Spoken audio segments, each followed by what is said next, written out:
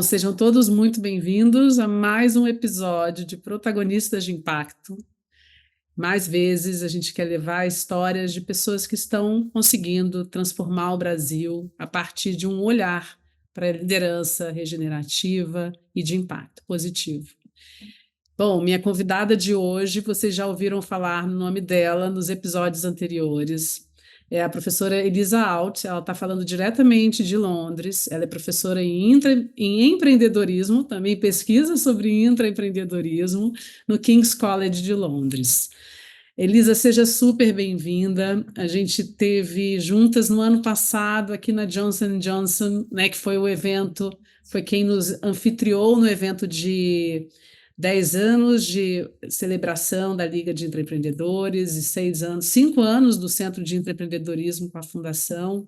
E a partir do professor Raico, que eu tive prazer de te conhecer, e a gente está, como grupo de trabalho, investigando novas áreas de conhecimento dentro de empreendedorismo de impacto. E eu fiz questão de te convidar, obrigada por ter aceito esse convite, porque eu quero exatamente, a partir desse canal, levar um pouco sobre a tua história, um pouco do que você tem construído ao longo dos últimos anos, como de forma relevante dentro dessa área de conhecimento. Então, super obrigada por estar aqui e também por topar esse formato novo. É primeiro episódio que a gente está gravando online por razões óbvias, que você está do outro lado do oceano. Eu adoraria estar no Brasil agora. Foi tão bom quando a gente se conheceu ano passado, quando eu tive a oportunidade de ir para São Paulo no evento na Johnson Johnson. Obrigada pelo convite, é um prazer estar aqui hoje. Vamos lá, eu tenho sempre a intenção que cada um se apresente. É, a gente vai ter aqui 40 minutos, né, de conversa e queria também trazer um pouco da tua história. Uhum. Me fala um pouco sobre você, Elisa. Me conta sobre quem é Elisa Alt, que te trouxe até estar hoje, em 2024, dedicando o seu trabalho a essa área. Tá, joia. Então, eu sou de Santa Catarina, catarinense, de Itajaí, que é uma cidade na costa de Santa Catarina, no litoral. Nasci, cresci lá, estudei publicidade. Eu era publicitária antes de resolver estudar para me tornar professora. E depois de trabalhar na publicidade há alguns anos, eu tinha muita vontade de estudar fora. Eu sempre gostei muito de estudar, sempre gostei muito de escrever. E eu tinha essa inquietação, e também no meu trabalho foi surgindo uma inquietação, porque em alguns. Eu trabalhava no departamento de criatividade, né? Então eu era redatora. Então aí você recebe os briefings, né? A gente usa essa terminologia, né? Na publicidade vem os jobs com os briefings, aí explica o que você tem que fazer. E começaram a vir alguns briefings pedindo para a gente falar de atividades relacionadas ao meio ambiente de algumas empresas que eram essencialmente requeridas pela lei e não, as empresas não estavam fazendo nada de especial, né? O que a gente chama de greenwashing. Então, as empresas ali cantando, estamos fazendo isso que é muito especial, e não era nada de especial. E eu comecei a me sentir muito desconfortável com aquilo, porque eu tinha uma visão bem romantizada da publicidade, como esse trabalho criativo que me permite sempre estar inovando, fazendo uma coisa diferente cada dia, né? Então, tinha essa frustração com isso. E eu comecei a me perguntar, e se fosse diferente? E se as empresas pudessem, de fato, ajudar as pessoas a serem mais responsáveis, a conservarem o meio ambiente, ao invés de, né, fazer isso, né? Ficar cantando sobre coisas que são requeridas pela lei, né? Então veio um pouco dessas duas inquietações, e aí eu comecei a buscar oportunidades para estudar fora e tentei várias bolsas de estudo e fui parar na Espanha e fiz o meu doutorado lá. No início, a minha ideia era fazer na área de marketing, como eu estava vindo da publicidade, só que ninguém na área de marketing queria trabalhar comigo, com o tema de meio ambiente. É mesmo? Isso, É. isso foi em que momento? Que década? Ai, isso foi quando eu fui, era 2006. Ah, E aí eu achei um professor que falou: olha, se você olhar para esse tema com uma perspectiva organizacional, você pode, né? Eu trabalho com você, você pode olhar seus temas meioambientais. Aí foi assim que eu fui, né? Então aí fiz para, né, encurtar a história, eu fiz o doutorado e depois do doutorado eu comecei a me dedicar a estudar o tema de intraempreendedorismo e foi aí que conheci o Raico também. Quando eu estava fazendo meu doutorado, eu encontrei ele numa conferência, num congresso nos Estados Unidos e foi muito engraçado porque a gente tem um pouco caminhos trocados. Então sim. ele é alemão, estava morando na Inglaterra naquela época, casado com uma brasileira. E ele tinha morado em Sevilha, na Espanha, que foi onde eu fiz meu doutorado.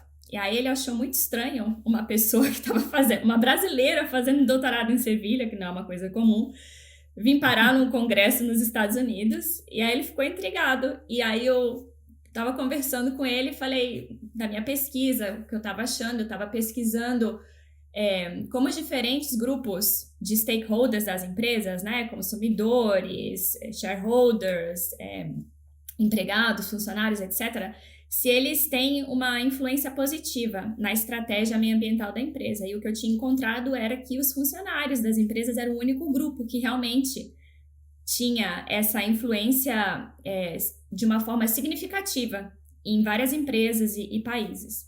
Aí ele falou, você com certeza vai ter interesse nesse tópico do intraempreendedorismo social que ele estava começando a explorar na época em Cranfield. Daí eu fui fazer uma visita enquanto aluna de doutorado. E quando eu fui, foi quando eu conheci o meu marido, que é alemão, então Olha, foi trocado. Aí gente, depois ele foi para o Brasil e eu vim para cá.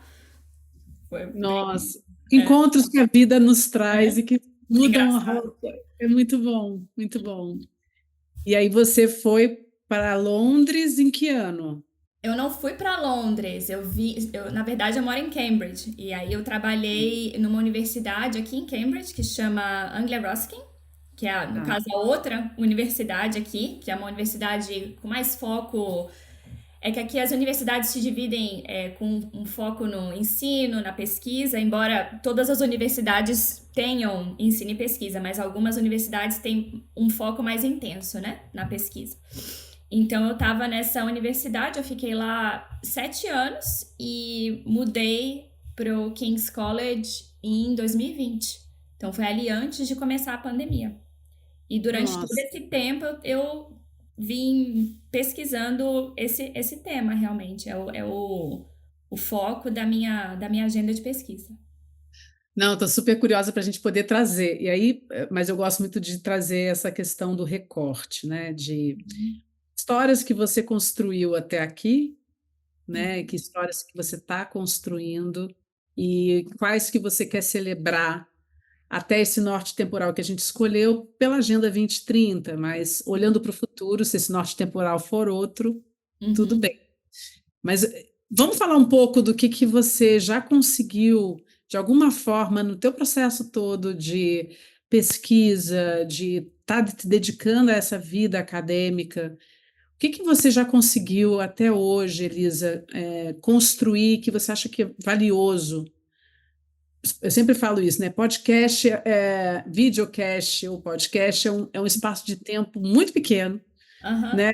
E que a gente fala com públicos que muitas vezes não falam a nossa língua. sim. Então, o que a gente tem para compartilhar com lideranças que podem estão Uhum, interessadas na temática de empreendedorismo e intraempreendedorismo? uhum. Então, eu acho que o que eu consegui contribuir a essa conversa é mais no espaço acadêmico mesmo, né? Quando eu falei, Raico, estava começando a fazer esse trabalho, lá no começo década de 2010, né? Foi quando eu fui para lá.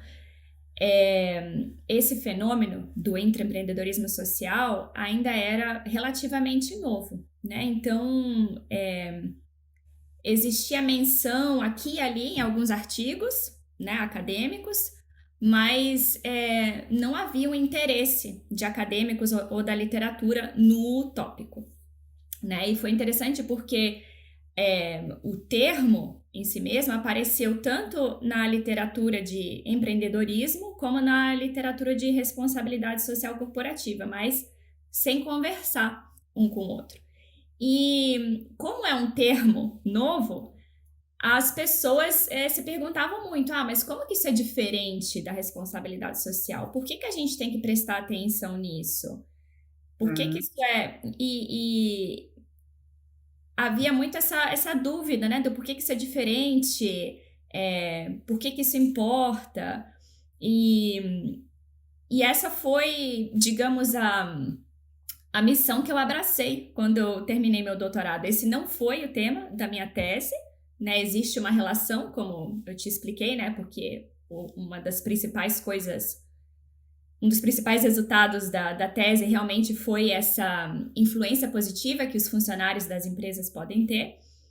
E eu me apaixonei muito por esse tema dos agentes de mudança, das pessoas trabalhando dentro das empresas, tentando transformar as empresas para realmente poder ter um papel positivo dentro da sociedade, contribuir para desenvolver negócios, produtos que não façam dano às pessoas, que não façam dano ao meio ambiente, novos modelos de negócio. Então, eu me apaixonei muito por esse tema e abracei essa missão. Então, eu acho que a minha contribuição até agora foi de realmente pensar como falar sobre esse fenômeno com a comunidade acadêmica e explicar por que que isso importa, o que é diferente sobre isso e por que que nós temos que dedicar a nossa atenção a esse fenômeno e também trazer essa informação para a sala de aula, porque como educadores nós ocupamos uma posição única de mostrar aos nossos alunos que esse tipo de trabalho é possível, né? Que você pode sim ser um agente de mudança dentro das empresas, né? Que você não precisa fazer isso de uma forma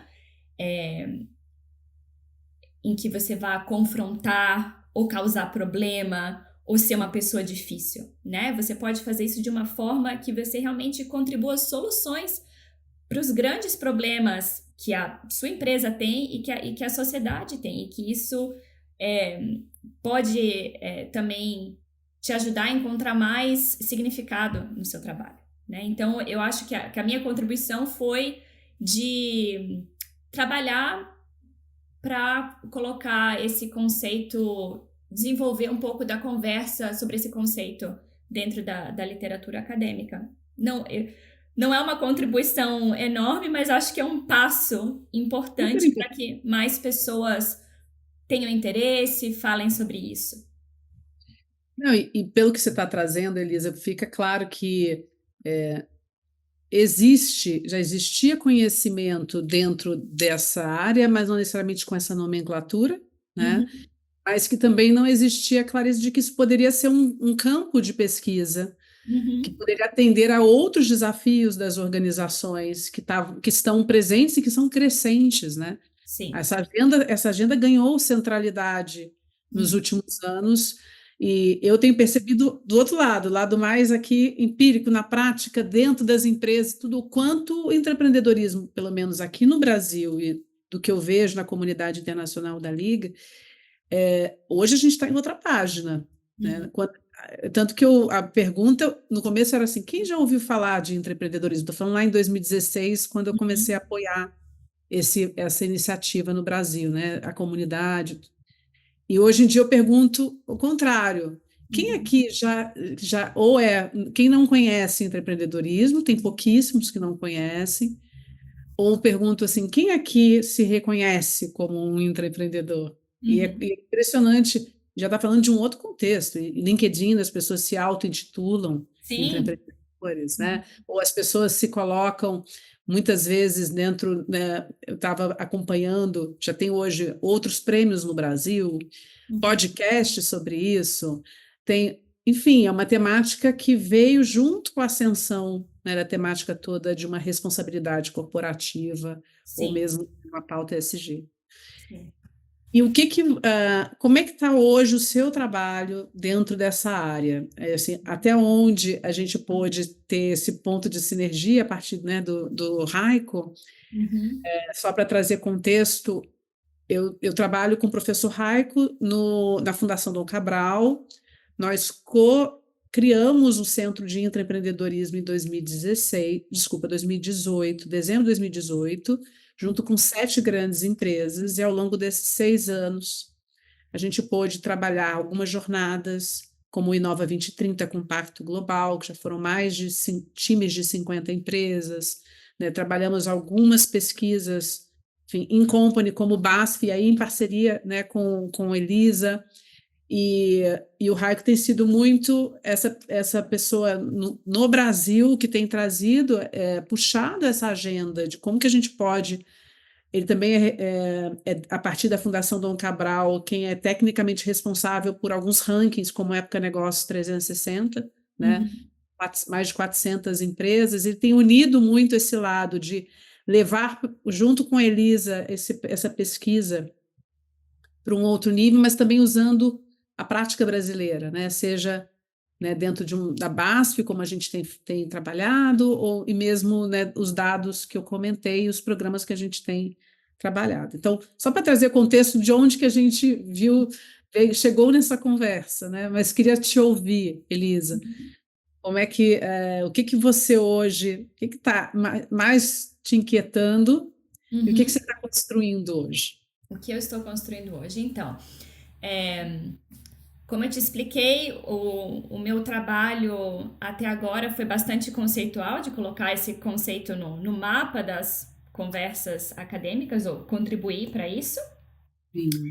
E agora eu estou numa fase de trabalhar com mais pesquisa empírica mesmo, dados, né, as histórias de empreendedores. Então, eu tenho dois projetos que são bem interessantes, nos quais eu vou estar trabalhando por alguns anos. Um desses projetos eu falei com mais de 50 intraempreendedores em vários tipos de empresa e países diferentes. E conversei com essas pessoas 2 vezes, né? Então, mais ou menos um ano à parte. E esse projeto a gente tem um foco em entender qual é o impacto dessa jornada na pessoa, no indivíduo, né? Como que isso afeta a sua identidade? Você acabou de falar, hoje em dia a gente abre LinkedIn e vê que as pessoas se identificam, né? Como intraempreendedor, né? Então você vê que aquilo também está trazendo uma transformação para a pessoa, né? E é isso que a gente está buscando entender nesse projeto, essa transformação da identidade das pessoas, dos intraempreendedores, e também qual é a relação com a saúde da pessoa, com o bem-estar da pessoa, né? Como que isso afeta a sua saúde mental, o seu bem-estar, né? Porque a gente sabe que fazer esse tipo de trabalho não é simples, né? Mas alguns resultados iniciais que nós observamos é que algumas pessoas, quando elas embarcam nessa trajetória, realmente elas têm essa experiência de uma melhora no bem-estar delas, na saúde mental delas, porque elas estão fazendo algo que realmente tem significado para elas, né? Então, elas têm desafios ali, mas se elas estão num ambiente onde elas têm apoio, né? Essa é uma jornada muito positiva. Aí a gente tem um outro perfil, que é o perfil que a gente chamou até agora de mais resiliente, né? Essa pessoa vai ter essa experiência dos altos e baixos mais, digamos, mais forte, né? Não tão positiva como a do primeiro perfil, mas termina essa jornada também de uma forma positiva. E tem, claro, as pessoas que têm o burnout, né? Que sofrem, que têm a carreira terminada, que deixam a empresa, né? Então, esse projeto tá explorando isso. É um projeto muito interessante, é um projeto qualitativo, então eu conversei com todas essas pessoas e compartilho com você essa necessidade de contar as histórias das pessoas. E Podemos ver aí um ponto de interseção, né? Porque, de alguma forma, eu não de forma sistemática, mas por estar apoiando a formação dessa comunidade no Brasil desde 2016, a gente já rodou 2 fellowships, né? Duas rodadas de reconhecimento. Um deles, por exemplo, 20 foram indicados, mas foram 75 nomeados. E eu converso no dia a dia, eu ouço o que geralmente não é falado, né? Até eu falo com essa comunidade que chama de Círculo Central da Liga aqui, que praticamente todas as conversas eu ouço algo que um lugar de sensibilidade humana e de que foi difícil. Nesses últimos anos com pandemia e pós-pandemia, todo mundo teve que fazer um extra mile, né? No mínimo um extra mile, se não se reinventar. E não, assim, se não diretamente, indiretamente, não tem nenhum caso que assim, a pessoa não tem alguém próximo, ou a própria pessoa viveu ou burnout, ou crise de ansiedade, ou uma depressão. Sim. Né? E que são temas velados dentro das empresas, né? Principalmente quando você vai subindo na hierarquia, para você falar, não, eu tô tendo burnout, tá bom, mas tá prestes a ampliar a operação para a América Latina. Então, são dilemas, né? Mas, enfim, só quis trazer o quanto isso ressoa para mim também, o que eu percebi no dia a dia aqui, interagindo com muitas lideranças. E um outro projeto que eu tenho agora também é com foco na indústria publicitária, o que é bem interessante, porque é como eu dando a volta lá no começo da minha carreira. Então, existe um grupo em Londres, a base deles é em Londres, que chama Purpose Disruptors. Como que a gente traduz isso? Desbravadores do propósito? Isso, obrigada. Algo assim.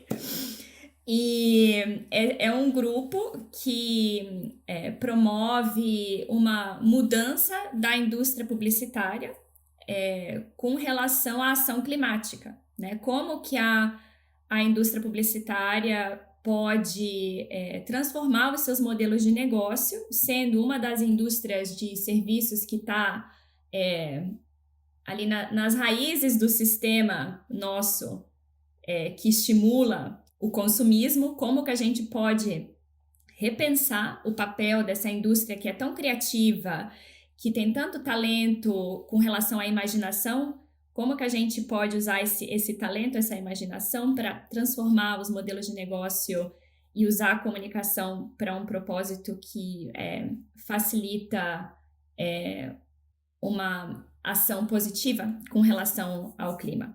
E eles estão fazendo um trabalho de conectar os agentes de mudança no ecossistema da publicidade, que é muito interessante. Então, esse é um trabalho que está mais no começo do que o outro trabalho está um pouquinho mais avançado. Esse a gente ainda tem mais dados para coletar e mais um tempo para observar, mas eles estão realmente fazendo essa conexão das pessoas, né? Conectando os pontos no sistema, que é muito interessante.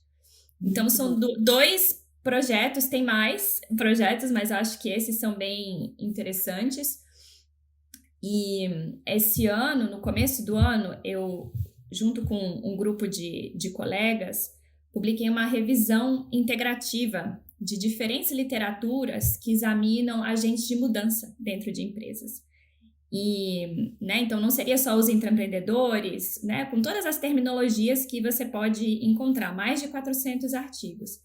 Então ali nós encontramos muitos insights interessantes sobre esse tipo de trabalho, e o que eu pensei que seria interessante trazer hoje é falar conectando com aquele meu primeiro estudo, no impacto que isso pode ter nos indivíduos, né? Porque a gente vê muitos estudos falando das pessoas que deixam o trabalho ou que têm consequências negativas para sua carreira, né? Que terminam isoladas no trabalho, ou inclusive pessoas que não têm a chance de fazer esse tipo de trabalho, né? Muitas vezes a gente olha os empreendedores, eles têm um determinado poder, se não, digamos, de tomar decisões, mas dependendo da posição deles na organização das conexões, e pessoas que têm ideias, mas estão numa posição menos privilegiada, não tem. Então a gente vê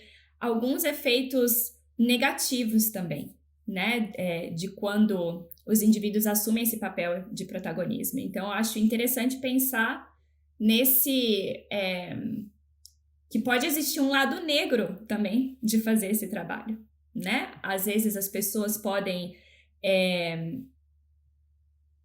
pensar só na carreira delas, fazer isso simplesmente para ganhar destaque na empresa, porque estão fazendo algo diferente, porque vão ter acesso à liderança fazendo esse tipo de trabalho. Às vezes o trabalho se torna difícil e as pessoas começam a justificar ações que talvez não sejam tão éticas, porque os fins são para atingir uma meta social ou ambiental, e isso muitas vezes acaba estragando o trabalho de todo mundo que está buscando fazer o trabalho de uma forma correta, né? Então, são alguns insights que vêm aí da nossa revisão de literatura. E essa revisão, ela foi publicada ou ela ainda vai ser? Não, foi publicada já. Foi publicada. Foi. E assim, tentando fazer uma aproximação maior de quem não é do meio acadêmico, como é que as pessoas que não estão hoje dedicadas a fazer pesquisas podem ter acesso de forma mais, enfim, fácil aos principais insights, aos principais aprendizados de estudos como esse, por exemplo? Eu acho que isso depende... A questão do acesso depende muito do trabalho que os acadêmicos fazem para compartilhar essa informação. Sim. Né? E as universidades. Então, existe uma responsabilidade das universidades e das pessoas que estão fazendo essa pesquisa de compartilhar essa informação. Isso é uma coisa que eu tenho pensado muito, né? Porque o meu trabalho é todo em inglês. Eu fico pensando, mas eu tenho tanta coisa que eu podia compartilhar no Brasil, né? E é uma questão do tempo, né? Dos incentivos que a gente tem para a nossa carreira. Então, eu acho que, né, existe...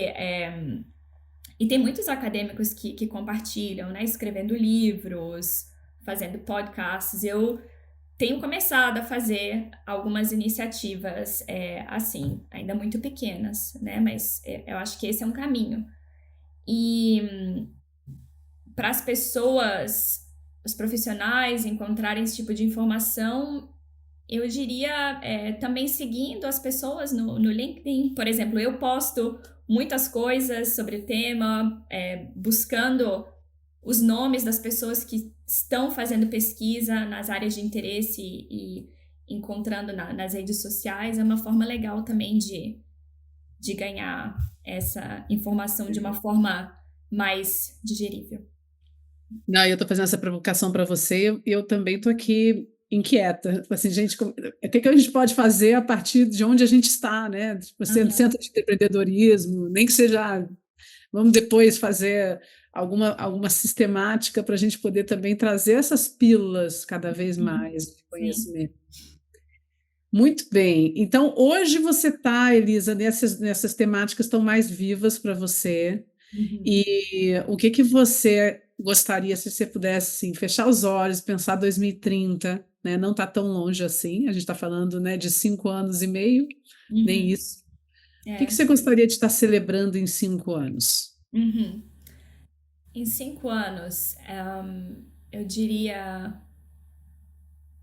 a publicação dessa pesquisa que eu estou fazendo agora e dos projetos de pesquisa nos quais eu estou trabalhando. né, chegar nesse estágio da publicação que né, explicando para as pessoas que não conhecem o processo, é longo e árduo.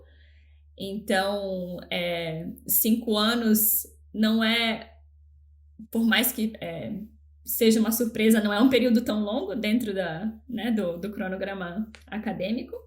Então, eu espero ter sucesso com alguns desses projetos e poder contar essas histórias também para audiências não acadêmicas, né? Para mim, isso é muito importante, né? Fazer essa conexão, né?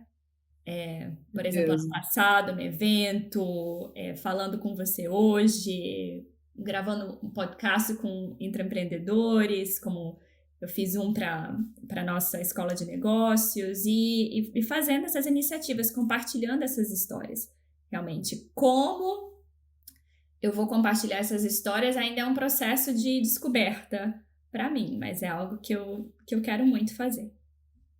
Vou ficar também com essa inquietude, ver se te dá pensar algumas dicas também de como a gente pode também somar. Mas, enfim, é isso. Que bom que essa intenção tá viva em você, porque você tem tanto conhecimento, né? E está gerando tanta informação, né, de ponta sobre o que a gente precisa conhecer, que é o espírito do nosso tempo, né? Como que a gente pode conciliar propósito com o trabalho? Como é que a gente pode usar a força das corporações para isso? Sim. Como é que a gente pode acelerar soluções intersetoriais, né, a partir dos indivíduos inquietos que estão dentro das grandes organizações públicas, privadas, terceiro setor, para acelerar a Agenda 2030? Isso tem tanto valor e tanta urgência, né? E outra coisa, só para complementar que eu me lembrei agora, uma coisa muito especial que está acontecendo esse ano é que eu estou lançando um módulo no nosso MBA executivo que é sobre esse tema e que é realmente construindo com base nesse trabalho que eu vim fazendo, o meu trabalho de colegas, claro que não sou só eu que pesquiso isso, ou que, né, pesquiso temas relevantes, e isso vai ser agora em novembro. Então, depois eu posso te contar como foi, mas estou super animada e, assim, é uma conquista bem grande e é um módulo central, não é opcional e com todo o apoio da universidade, da escola de negócios, que é onde a gente está. Então, isso também é uma conquista bem grande e que também vai permitir compartilhar essa informação, porque Claro. são executivos, né? Então, dali a informação vai se espalhando. E é tão rico isso, né? Porque você vai compartilhar, eles vão também espelhar dentro da prática deles, você adquire ainda mais, né, casos e, enfim, Sim. repertório para isso. Parabéns, muito bacana. E vamos falar um pouco da sua liderança. Eu estou sempre com esse olhar, né, de trazer esse conteúdo sobre cada uma dos protagonistas que vem aqui. Então, a gente tem ainda 2 blocos aqui, que é o bloco de falar um pouco da sua liderança e depois fazer o que a gente chama de 10 opiniões que precisam ganhar o mundo, que é um ping-pong um pouco sobre algumas questões. Então, falando de liderança, o que para você é uma liderança protagonista de impacto? Certo. Uma liderança protagonista de impacto é uma liderança que busca entender os problemas antes de desenvolver soluções e busca entender os problemas das pessoas, das comunidades, dos lugares que vivem aqueles problemas, né? Realmente indo na fonte, né? E escutando. E a liderança protagonista de impacto não faz sozinha. Ela busca um time, ela compartilha o protagonismo. Eu acho que essas são 2 características-chave. E falando de características, eu gosto sempre de trazer, né, os superpoderes. Quais são, você acredita que sejam os seus superpoderes? Então, todo mundo que trabalha comigo, você pode perguntar, o Raiko vai confirmar. Eu sou conhecida pela minha obsessão com detalhe. Eu sou muito detalhista. E, obviamente, né, tem o lado bom e ruim disso, mas eu vejo isso como um superpoder porque me permite desenvolver ideias a fundo, né? Que eu preciso para o trabalho que eu faço. E ao mesmo tempo que eu tenho esse foco no detalhe, eu acho que eu tenho uma.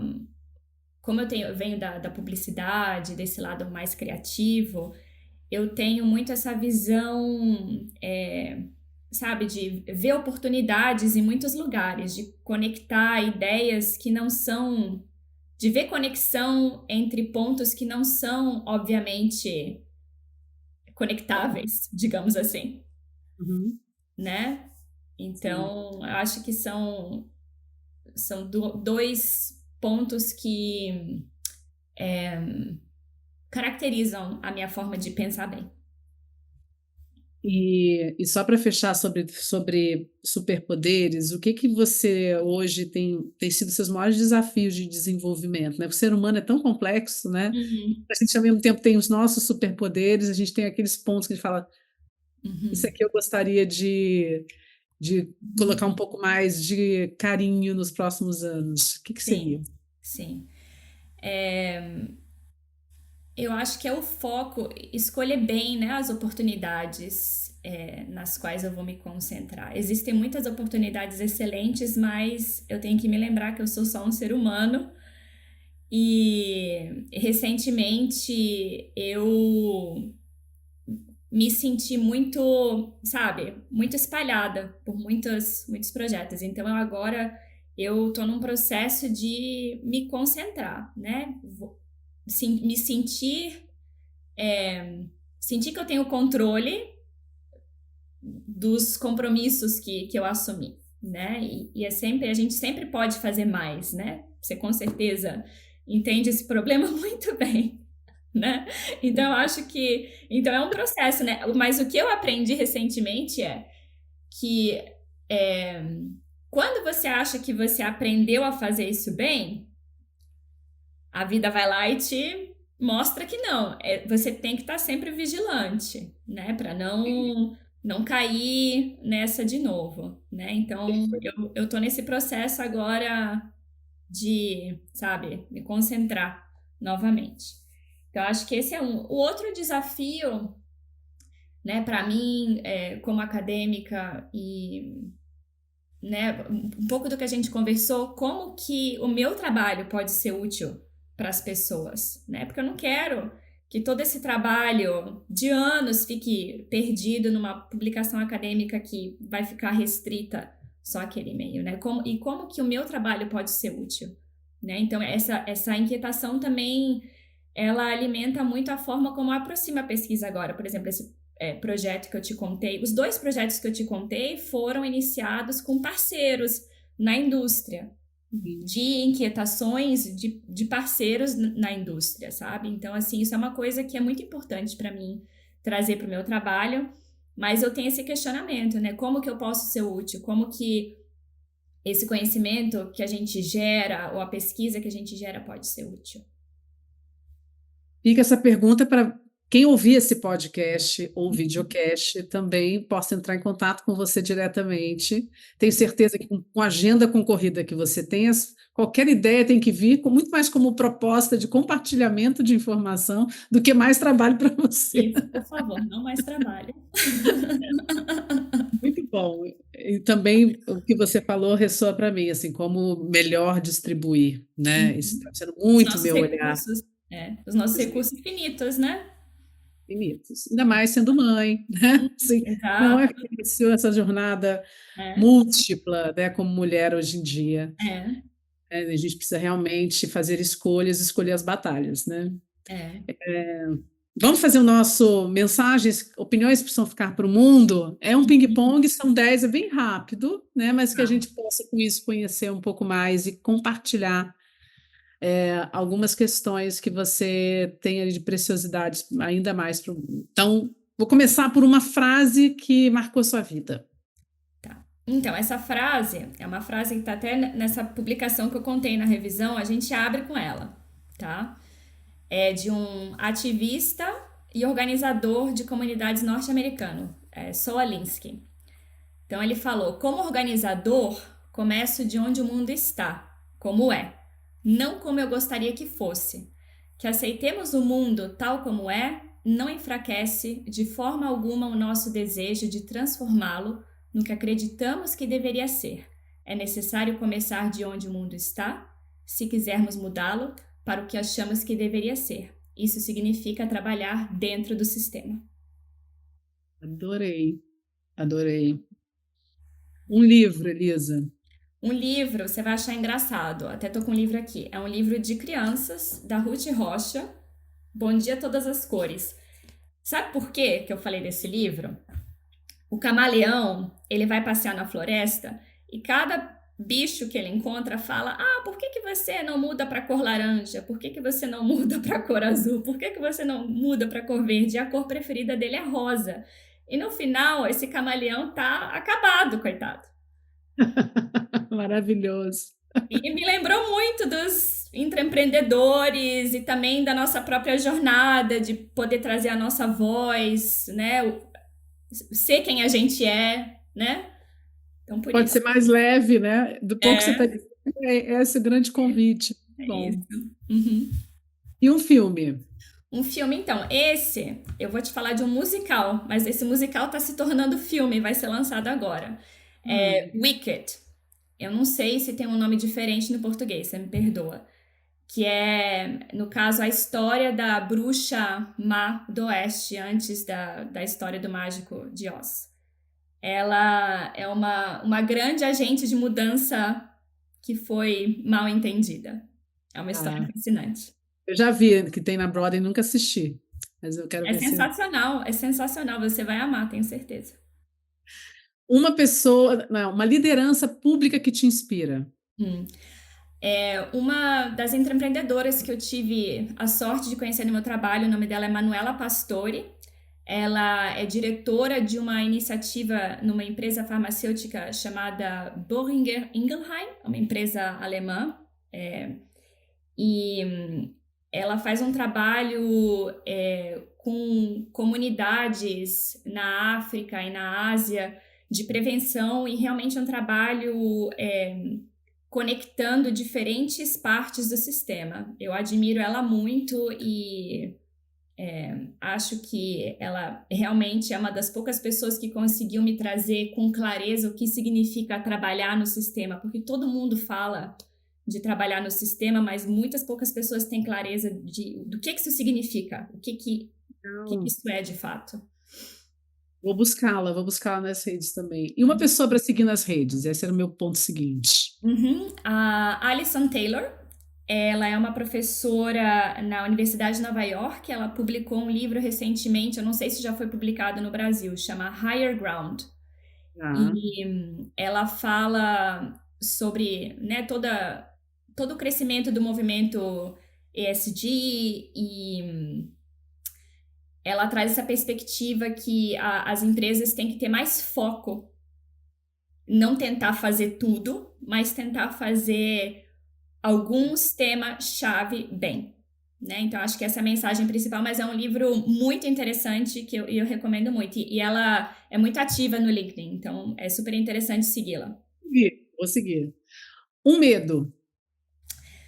Eu tenho medo do cinicismo das pessoas e da manipulação da realidade. Me assusta, por exemplo, agora, com esse tornado que teve nos Estados Unidos, as pessoas achando que tinha sido inventado. Hum, Me assusta. é inacreditável. É. Uhum. Um sonho. Ver meus filhos crescerem num mundo sem guerras. É, isso me toca também muito. O que é inegociável para você? Respeito pela dignidade humana. Um erro que você não quer mais cometer. Não quero deixar as opiniões negativas de outras pessoas influenciarem a minha autoestima. E como isso acontece, né, Elisa? Porque, principalmente, síndrome da impostora é um grande tema hoje dentro desse movimento todo de diversidade, né? Questão de gênero, quanto a mulher tende essa questão de muitas vezes se vê muito abalada pela opinião externa, né? Uhum. Eu também ando com esse trabalho. Vamos cada vez mais mulheres falar que não queremos isso, né? É. E o que você quer deixar para a próxima geração? Eu acho que um senso de responsabilidade, né? Todos nós temos a responsabilidade de deixar a nossa comunidade, o nosso planeta melhor do que encontramos. E otimismo, esperança. Muito bom. Muito bem. A gente tem sempre esse desafio, né? Trazer para menos minutos uma riqueza de conteúdo, de história de vida, de ideias, de perspectivas. Foi muito bom, Elisa, te ouvir um pouco mais, te conhecer um pouco mais, compartilhar, né, tudo isso que você tem, ou um pouco de tudo isso que você tem com mais pessoas. E como é que as pessoas podem entrar em contato com você? Que última mensagem que você quer deixar, Uhum. para que todo mundo possa, de alguma forma, estar diretamente ligado a você? Sim, obrigada, Alda. Foi um prazer. Adorei conversar com você. Bom demais. Então, as pessoas podem me encontrar no LinkedIn, no LinkedIn. Deixa eu falar com a nossa pronúncia brasileira. LinkedIn. No LinkedIn.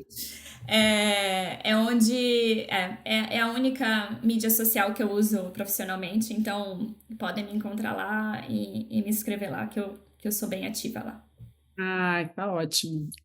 E Elisa, quero te agradecer de verdade. Eu te admiro muito, admiro pelo pouco que a gente conhece, se conhece nos últimos anos, todo esse trabalho incansável, curioso, brilhante que você tem feito. E é uma honra poder estar aqui conversando com você, né? Poder estar de alguma forma te aproximando de mais pessoas que estão falando português, mas não necessariamente estão só no Brasil, né? Aham. E que a gente possa cada vez mais unir forças, saberes, conexões pelas causas que a gente tem em comum, né? E também se apoiar, que eu acho que é muito isso. Temos que nos apoiar, né? Como lideranças protagonistas ou não, mas lideranças que estão, né, na árdua batalha de colocar coisas positivas nesse mundão, né? Então, muito obrigada por você ter participado, ter topado e ter contribuído tanto nessa nossa conversa. Obrigada, Alda. Foi um prazer. Então, gente, ficamos por aqui. Mais um episódio de Protagonistas de Impacto. Não esqueçam de curtir, enfim, comentar aqui no nosso canal, nas redes sociais, para que a gente possa levar para mais pessoas. Obrigada.